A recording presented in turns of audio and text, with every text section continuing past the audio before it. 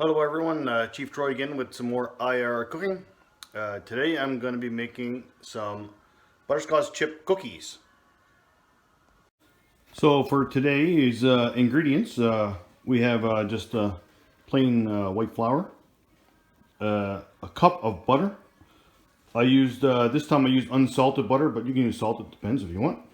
Approximately 2 cups of butterscotch chips, 1 cup of brown sugar. I use the light brown sugar, but you can use dark, doesn't make no difference. 2 eggs, a half a cup of white sugar, 2 teaspoons of vanilla, 1 teaspoon of salt, and a half a teaspoon of baking soda. Alright, so that's all we use to make these cookies. Alright, so let's get started. Of course, before you start mixing everything together, you want to start preheating your oven. 350 is what these cookies are going to be cooked at. Use cookie sheet or a special sheet that's just for cookies. You can get them at like Canadian Tire and whatnot. But I don't happen to have my cookie sheet here. It's back in Nova Scotia. However, I do have a regular cookie sheet. Line that with some parchment paper. It's a lot easier to clean up the mess. So first thing you want to do is just take your baking soda and just mix it in with your flour. Just incorporate it just so that it's a little easier. So I just kind of mix it together so that it's not a big one clump in one area when you put it together. So you just set that aside, and the next thing you want to do now is start putting things together. So now what you really want to do, it's better to use one of those big mixers, but of course I don't have one of those, so I'm going to use my hands. And so you want to take your brown sugar and your white sugar, and you just want to try to get them just a little incorporated together first. Just kind of mix them up. Take the clumps out of the brown sugar kind of thing, because it does get, it can get pretty clumpy. Right, like I said, see? Sticks together. It is what it is.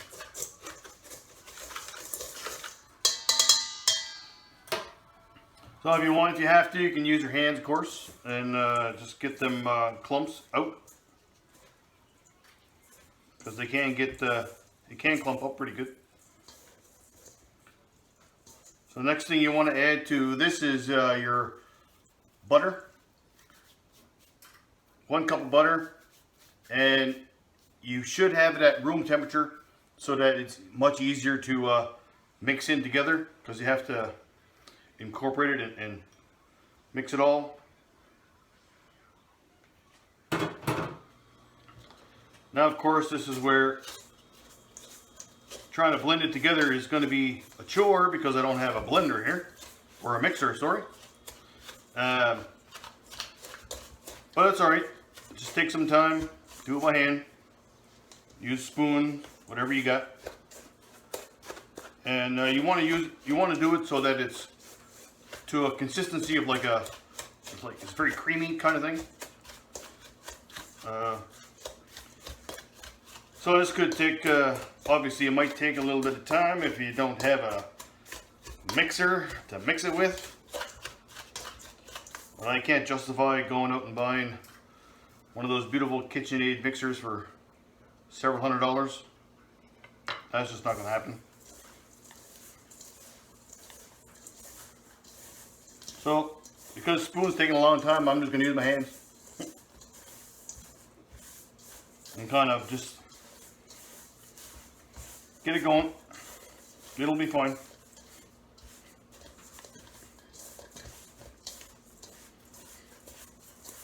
It'd be something else if you would melt the butter, but that really wouldn't go very well with making them. Alright, so after you got them all together and it's pretty good in a creamy consistency, You want to just start putting your other ingredients in there.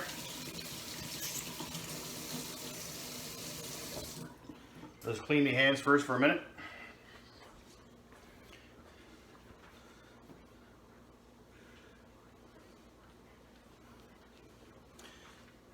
So the next thing you want to put in there is your salt. Just take that and just spread that around in there. Your vanilla.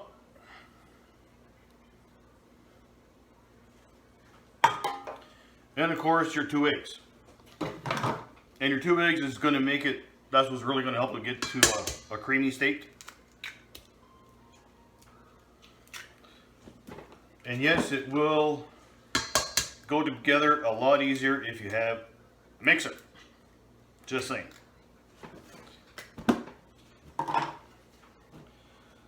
So now we just, you can take your spoon again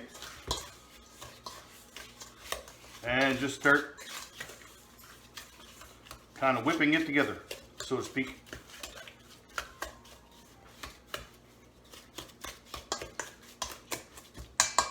Because now it's a little bit, I'll say runny, you can use a little whisk or something. That's all you got. It'll work. Just take a little bit of extra time, that's all.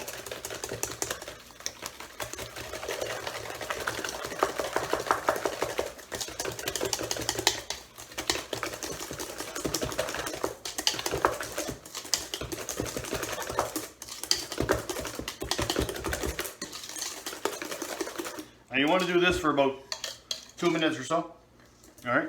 Or until it's mixed well, blended well.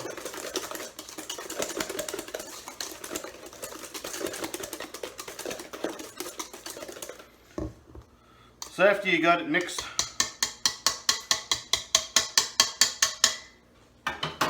to a certain consistency of it's liquidy but not liquidy.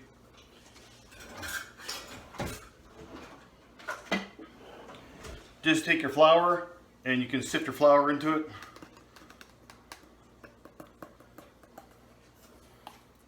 it. Usually try to do about half your flour at once. And then just mix it up again. Incorporating the flour into the mix.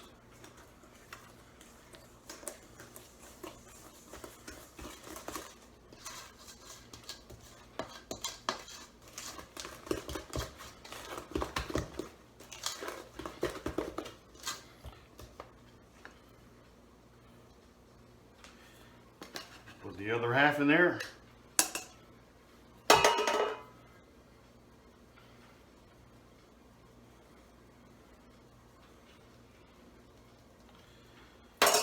And so once you got that in there, you just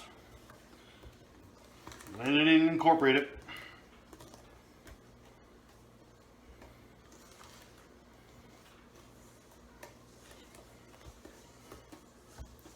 Hopefully you don't have to make as much mess as I do.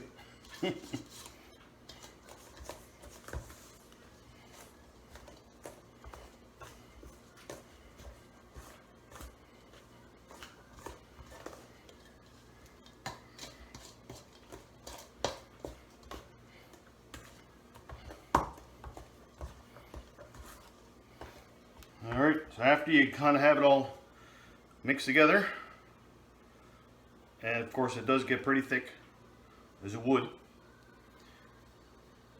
The only thing left to add is your chips.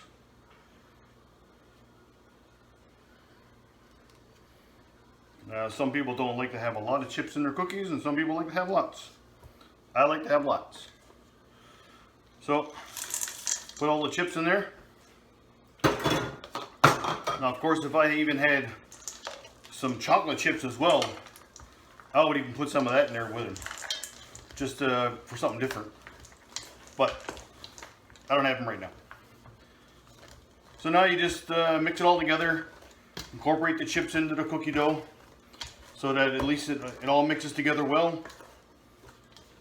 And you at least this way you can get a couple of chips in each cookie.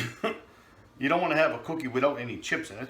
That's just not, that wouldn't be a chip cookie then. That would just be cookie.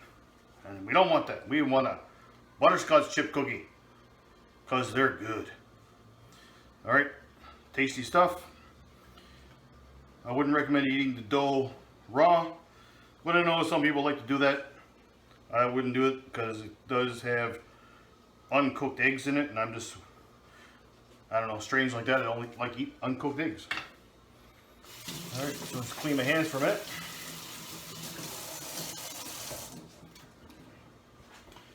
So after you're done with that, you want to get your cookie sheet. And depending on how big your cookie sheet is, going to depend on how many you can put on the sheet. Generally, 12 is where you is the right amount to put on the cookie sheet. But you can put much more than that depending on the kind of cookie sheet you got. So what you want to do now is just take a tablespoon and just pick up the dough in about a tablespoon size. Now you can just put it on on there like that, or you can roll it in a ball. And I personally like rolling them into a ball. You don't have to do that, but I just like doing that. So make 12 balls, put 12 cookies on there. All approximately the same size, you get the idea.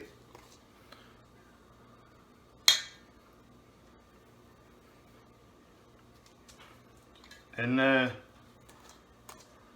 timer went off, or the alarm went off on the oven and said it's ready to go. So as soon as these are done, they can go right in. So can't wait for that.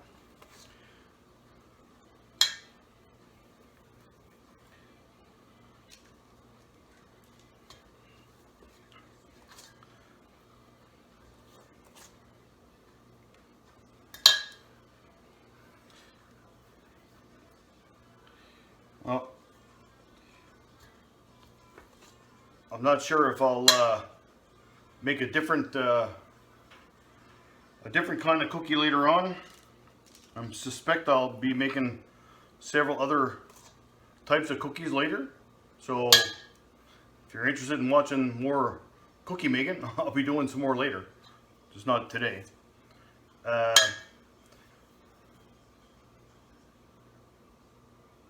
Probably make some molasses cookies. Those are pretty good.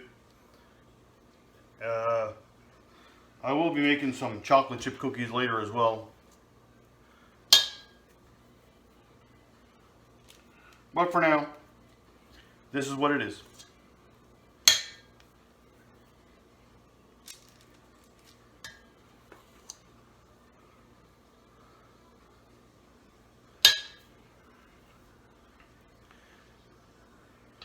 And you can't really make the cookies the wrong size ever. Whatever size you make them, you make them. Does make no difference. Alright. So there's 12 cookie balls. And in the oven they go.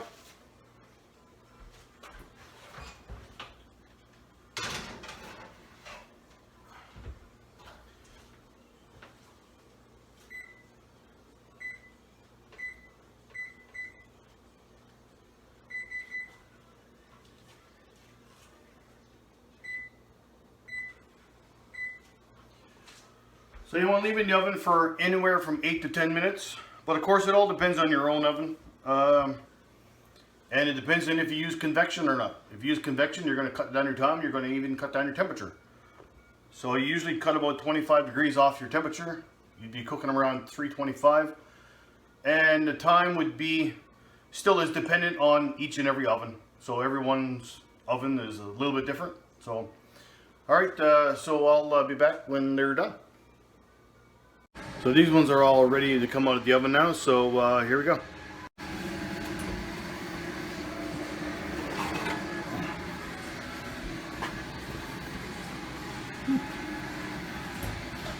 I know they just look fabulous. I'm sure they are quite tasty. All right, so that is Butterscotch Chip Cookies up in Gatineau. While on IR. Awesome. All right, take care. See ya. Enjoy.